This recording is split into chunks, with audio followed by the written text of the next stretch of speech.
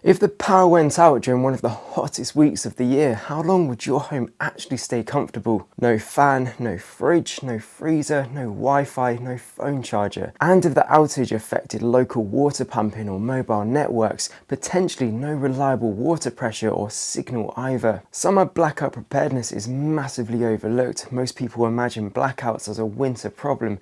They picture darkness, cold rooms and frozen pipes.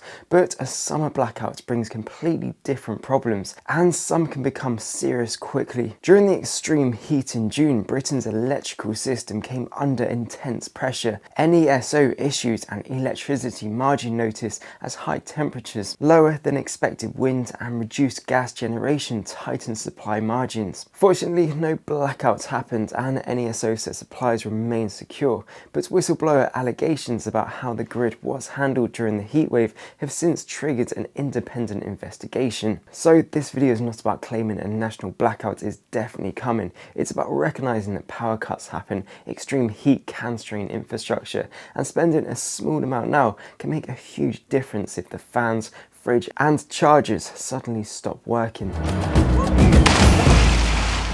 Welcome back to Charlie Survival. Subscribe now and let me know in the comments, if the power went out during a heatwave tonight, what would be your biggest concern? Today I'll show you how to build a UK summer blackout kit for under £50. No generator, no £1,000 power station, no ridiculous shopping list. Just 10 practical items designed to help you deal with 24 to 72 hours of a summer blackout. We're covering cooling, hydration, lighting, communication, food safety and phone power. Then I will show you how I would use the kit inside of a British home. First, what actually fails? The moment electricity goes off, your fan stops, your fridge and freezer begin warming, your router dies, your phone can no longer charge from the wall, your electric hob, kettle, microwave stop working.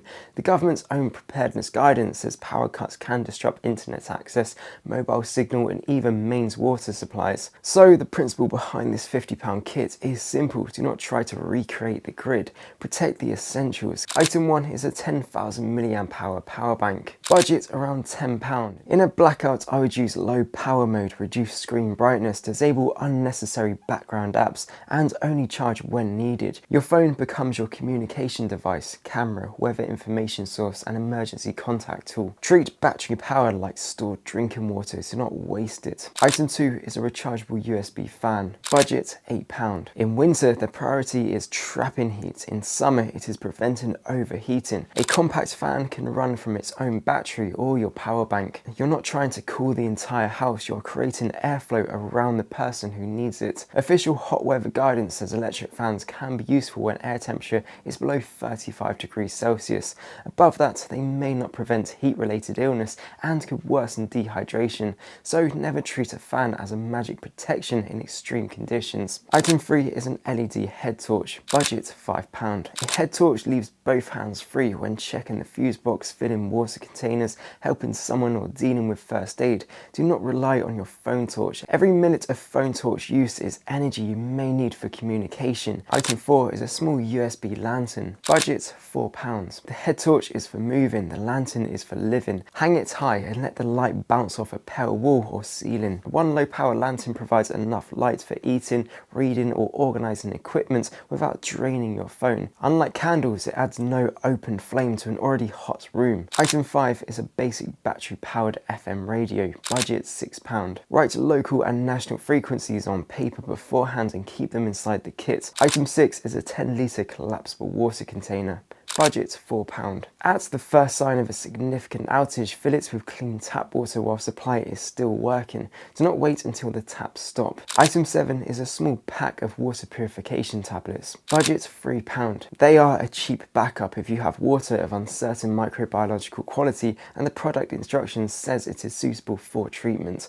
Read the packet now, know the correct dosage, contact time and limitations. Item 8 is a cooling towel. Budget £3. Item Item 9 is a simple room thermometer, budget £3. Item 10 is a small pack of spare batteries for the radio or head torch, budget £4. If you're thinking, I need to sort out my own kit, I put together a Charlie Survival Amazon kit list with practical gear ideas in one place. Use it as a useful reference, not a shopping command. I also have a free Blackout checklist linked in the pinned comment. That is the easiest place to start because you can download it, work through the basics, and immediately see where your weak points are. And for the people who want to go much deeper, the UK Crisis Readiness System is my complete UK specific step-by-step course for building preparedness properly across food, water, power, communication, home security, and emergency planning. Now, let me show you how I would set up the house. I would create 4 zones: cool, power, water, and food. The cool zone should be the coldest practical room. Usually that means somewhere shaded downstairs and away from direct afternoon sun. During the hottest part of the day, close curtains and blinds on windows receiving direct sunlight. Keep windows closed when air outside is hotter than inside. Then, when outside temperatures drop, open windows safely to create airflow. Put the USB fan in the cool zone, keep water there. Move older adults, babies, or anyone more vulnerable to heat into the most comfortable area. The power zone is 1 table, power bank, phone, charging cable, head torch, lantern, radio. 1 household phone becomes the priority communication device. Other phones stay off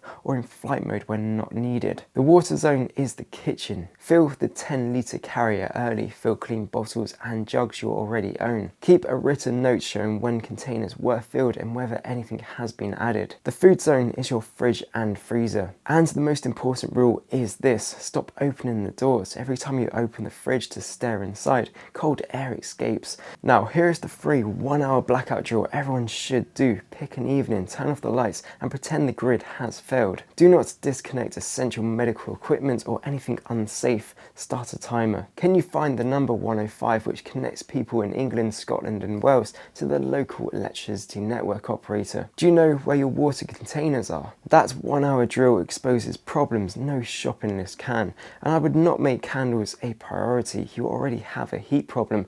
Open flames induce fire risk and promote more heat.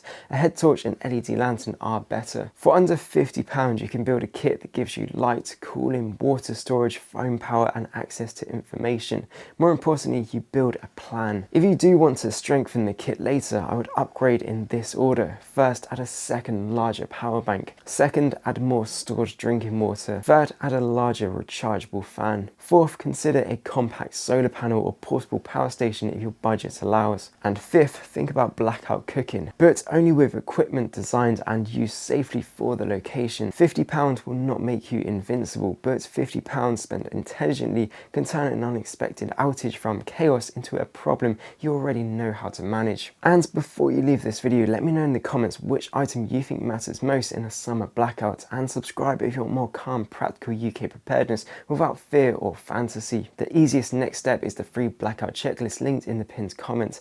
It gives you something simple to act on today because the hardest part of preparedness is often not knowing where to begin. But once you have the basics, the bigger question is whether your preparedness actually works together as a complete system. That is what the UK Crisis Readiness System is designed to solve. It is not for everyone. It is for people who are serious about moving beyond random purchases, scattered YouTube videos, the feeling that they should probably be doing more. And if you do just need practical gear ideas, the Charlie Survival Amazon kit list is there as a useful resource. Next, I highly recommend clicking this video on screen next about why I carry a bleed kit everywhere now. Click it to learn all about it, and I'll see you over there.